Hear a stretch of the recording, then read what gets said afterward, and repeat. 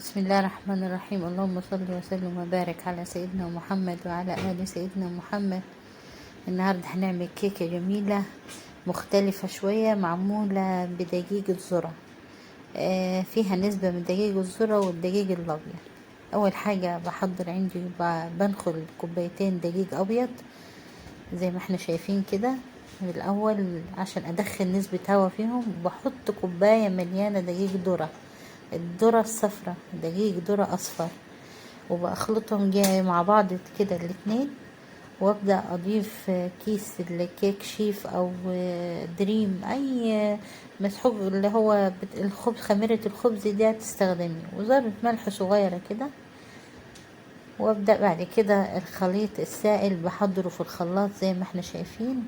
انا بعمل بيضتين اهم، بكسر بيضتين وببدأ اضيف عليها نص كوباية سمنة، ضفت كوباية سكر اهي كاملة. الحلى بتاعها هيطلع مظبوط يعني. كوباية لبن ونص كوباية سمنة او زيت. طبعا هي لو سمنة هيكون افضل، هتطعمها فعلا وهتديها طعم احلى. ومعلقة الخل طبعا عشان الكيك يعمل لي يبقى لونه ابيض كده زي ما احنا شايفين وجميل. وبعدين بضيف المادة السائلة اللي ضربتها في الخلاط كويس خالص دي على الدقيق اللي انا خلطاه بالمكونات اللي حضرناها في الاول. بخلطه كويس كده وبقلبه بالمضرب لحد ما بيتشرب ويتجانس كل الخليط مع بعضه.